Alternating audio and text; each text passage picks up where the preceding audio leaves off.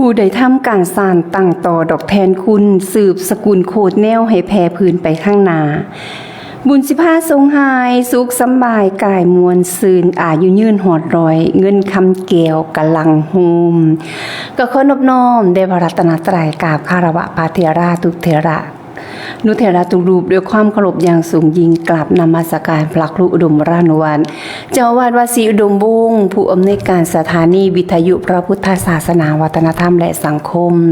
ผู้เจ้าคณะตำบลศรีสงครามกราบนมัสการเจ้าค่ะแล้วก็สวัสดีค่ะพ่อแม่ญาติธรรมทุกพ่อทุกแม่ที่ฟังอยู่ทางคลื่น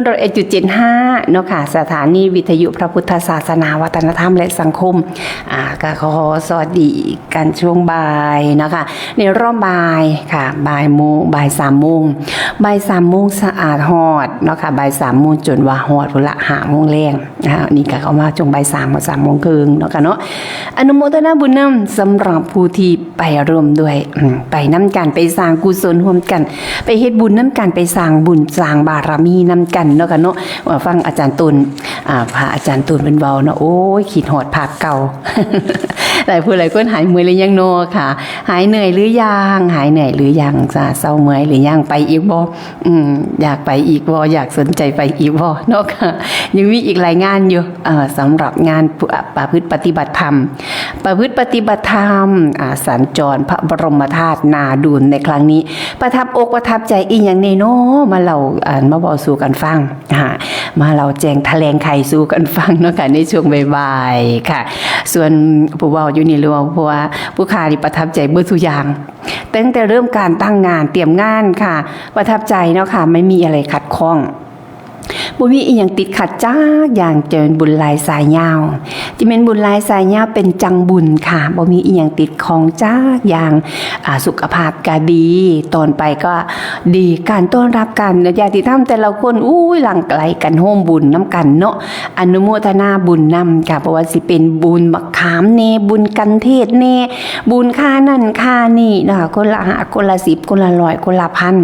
อนุโมทนาบุญนำกันเนาะค่ะผู้ใดก็บอกถ้าประทับใจโทรได้ทุกรายการเนาะทุกช่วงค่ะ0930851122 ก่อนอื่นก็ต้องอนุโมทนาบุญนำกับเมษาวณีกับพ่อไร่จันเทศเนาะค่ะเนาะก่อนเมียบ้านมือก็บอกฝ่ายเฮ็ดค่าน้ำค่าไฟน้ำเนจัก300ว่าซั่นค่ะอนุโมทนาบุญนำค่ะสำหรับค่าน้ำค่าไฟเพิ่นบ่ฝากไว้ก่อนแล้วอนุโมทนาบุญนำโอ้ไปจังไรเนาะค่ะเนาะเพิ่นตอนแรกว่าเพิ่นสิบ่ได้ไปนำบ่เห็นเป็นแจ้งข่าวบ่เห็นเป็นแจ้งข่าวเอาค่ะแล้วก็พอไปฮอดปุ๊บ อ้าวมานำกันอยู่ว่าซั่นได้ไม่ปูติบ่ได้ไปฝากเฮ็ดบุญนำแน่ว่าซั่นค่ะโอ้เสียดายเนาะตะกี้ซะว่าขาเลาะล่ะค่ะโอ้ว่าแต่มีบุญค่ะโฮมบุญหม่องใดว่าซ่านไปกันเบิดเนาะค่ะเนาะเลาะลองกันไปกับครูบาอาจารย์พาไปกันเบิดเนาะค่ะทางคณะของเฮาก็ไปก็10 กว่าคันรถตู้ค่ะส่วนทางพระอาจารย์นิรุตนิติสาโรไปก็เพิ่นก็ไปถึงหัวค่ำแต่เว้นพุ่นล่ะค่ะอยู่กันคนละโซนคนละซุนค่ะแล้วผู้ค้านี่โอ้ยเลาะเบิด รอเอิ้นถ้าพี่น้องป้องมายังไงรอกันเบิดหูจักกันเบิดค่ะอนุโมทนาบุญนำค่ะทางมหาสารคามเราจำกันได้อยู่เด้ว่าซั่นค่ะมาวัดศรีอุดมวงศ์จำได้อยู่ว่าซั่นค่ะประทับอกประทับใจตอนงานฉลองโบสถ์ว่าซั่นค่ะเคยมาอยู่ว่าซั่นค่ะมาเห็นโบสถ์สีทอง2 สันเป็นจังไดเนาะว่าซั่นก็เลยบอกว่าอยากไปอีกกะตังแอลพระครูเด้อ แอลเจ้าครูบาอาจารย์ค่ะเจ้าอาวาสเนี่ยพาไปอีกเด้อเพราะว่าตัวคนมีงานอยู่เรื่อยสุดว่ากฐินก็ฝากไว้เด้อดอกว่าจะส่งข้าวกันนั่นดอกอนุโมทนาบุญนำสำหรับพ่อแม่ครูบาอาจารย์โอ้ยประทับอกประทับใจเพราะว่าเพิ่นสิเทศเนาะค่ะเนาะเพิ่นแสดงพระธรรมเทศนาค่ะหรือว่าเสวนาธรรมรอบแรก4 องค์รอบ2นี่3 องค์ค่ะโอ้แต่ว่าหลายคนบอกว่าพอบอกไปปุ๊บนี่คนที่จำได้แต่อาจารย์มหาสุริยากับอาจารย์วรรณะเนาะกันเนาะหลายคนบอกว่าโอ้ยบ่เคยฟังอย่างสีจักเทียว่าซั่นค่ะอันยางไปเลาะเนาะทางหลบทางด้านหลังนะคะทางด้านหลังพระบรมธาตุโอ้ผู้เฒ่าบอกว่าหัวตื่นค่ะตบมือตบตีน เอาประทับอกประทับใจจำได้บ่ทุกองค์ค่ะแต่ว่าจำได้แม่นคืออาจารย์มหาสุริยะจำได้แม่นคักว่าซั่นค่ะหอดแย่งมื้อเช้าใส่บาตรโอ้หลายคนบอกว่าเสียดายว่าซั่นค่ะอยากเห็นอาจารย์วรรณะมายืนมาเดินบิณฑบาตนำมื้อเช้าอยากใส่บาตรนำเพิ่นอยากเห็นคักๆว่าซั่นค่ะอยากเห็นหน้าเห็นตาคักๆว่าซั่นค่ะหลายผู้หลายคนบอกว่าโอ้ยอันเป็นนางดันขากตอนแรกเสียอกเสียใจว่าสิบ่ได้เห็นน้ำเพิ่นว่าซั่นเอาไปเอามาได้เห็นจอบากใหญ่เมืองเกิงเห็นเบิดล่ะค่ะบัดทีนี้ เป็นจังไดรูปร่างหางคิงค่ะครูบาอาจารย์เนาะรูปร่างหางคิงเป็นจังไดอะค่ะได้เห็นกันเบิดค่ะติดตามอีกรอบเนาะค่ะเนาะว่าครูบาอาจารย์สิพาไปทางไหนอีกบ่ค่ะแต่ว่างานใหญ่ๆเพิ่นว่าสัญญาใจกันไว้แล้วปีหน้า23 24ว่าซั่นค่ะต้องรอเมืองปฏิทิน23หรือ24 25เนาะสัญญาใจกันแล้วว่าสิพากันไปอีกว่าซั่นค่ะสิพาไปอีกทุกปีว่าซั่นค่ะปีนี้ก็อยากจะไปอีกผู้ใดประทับอกประทับใจในเหตุการณ์ใดเกิดขึ้นแน่บ่ค่ะมีเหตุการณ์อีกที่ประทับอกประทับใจกะโทรมาคุยกันเนาะเป็นยังไงแม่ใบไปตัดอ้อยแล้วบ่ทางน้องทอฝันเป็นยังไงไปโรงเรียนหรือยังโนทอฝันไปโรงเรียนแล้วแม่โอเป็นยังไงแม่โอค่ะแม่โอเป็นยังไงโนค่ะตั้งจิตไปแต่ไกลตั้งใจไปแต่บ้านดังอกตั้งใจไปเนาะแม่นี่ก้อยแขกเบิ่งอยู่ผู้นอนบ่นอค่ะยายสะอานเป็นยังไงค่ะแม่แตงโอน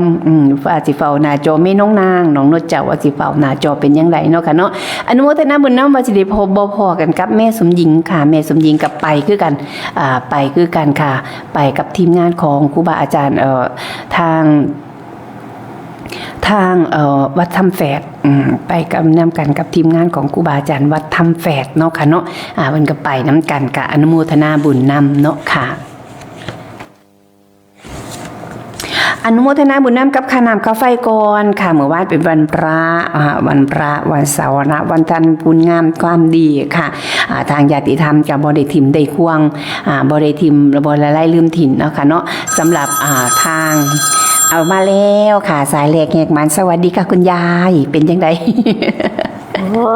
ยแม่ฟังบทสูบสูบขัดอีกทีเลยโอ้ยแม่บ่เคยเห็นเกือบ20รูปเนาะเกือบ20องค์เตียงขึ้น20รูปวันนี้อันพวกก่อนหัวนั่นอาจารย์วรรณะกับอาจารย์สุมาหารก็คือขัดคือแน่แต่พวกหัวนั่นแหมโอ้ยแม่บ่เห็นโตแม่ก็หัวแม่คือเห็นภาพเนาะโอ้ยแม่บ่เห็นโตแม่ก็หัวแม่ก็หัวอยู่คนเดียวเนาะค่ะคือขัดคือแน่แต่ว่าโอ้ยเสียดายอันถ้าอาจารย์วรรณะเพิ่นบ่ฟ้าวเพิ่นบ่มีธุระอาจารย์มาสิเอาไว้ช่วงตี2ค่ะตี1ตี2แห่งสิคักก็หันว่าซั่นค่ะแต่เพิ่นไปธุระก่อนมีธุรกิจเพิ่นค่ะเพิ่นมีกิจนิมนต์ฟังตั้งแต่พี่แม่ฟังตั้งแต่สวดมนต์สิแม่ฟังค่ะประทับใจตอนที่ร้องเพลงเนาะโอ้ยประทับใจคือคักคือแม่แต่ว่าสนุกแม่ว่าอยากให้เห็นพระอันนั้นกันอยากเห็นโอ้ยอยากให้เห็นความสู้กันอยากให้เห็นแม่อันหลวงพ่ออันนรงฤทธิ์ขึ้นนั่นแม่ออกจากบ่อนบ่ได้หั่นน่ะโอ้ติค่ะแม่ออกจากบ่อนนอนแม่ไปเฮ็ดหมดแกงแรงง่ายสิไปเตรียมตัวไปจังหันแล้วนั่นอ๋อค่ะให้ฟังคักฟังแง่ฟังเทศฟังธรรมบ่ได้แบบได้นอนจักหน่อยเลยแบบนี้คือคักขึ้นแต่ว่าผู้อยู่หันก็บ่ได้นอนแม่เอ้ยตื่นเพิ่นแบบนอนบ่หลับเสียงแม่ไข่นั่นเอาอยู่แฮนแม่ไข่กับแม่วงเดือนโอ้ยละคักคือเสียงแต่อันทางด้านหลังหนูเนาะถนนค่ะทางด้านหลังอาจารย์อันสอนเพชรแห่งคักอาจารย์สอนเพชรหันด้วยอาจารย์สอนเพชรนี่ก็คักวันนี้ผู้ขาดโอ้ว่ามันฟังได้ฟังวัดสุกันสู่องค์คักแน่กระโดดกระเดียเนาะสันคือคักคือแน่แถวสันดอกอาจารย์ใบบุญเพิ่นว่าโอ้ประทับใจขนาดอาจารย์ใบบุญว่ามีอีกบ่มุ่นกสิมาว่าซั่นอาจารย์ใบบุญก็คักเนาะค่ะเพิ่นยังร่วมบุญเด้แม่ร่วมบุญ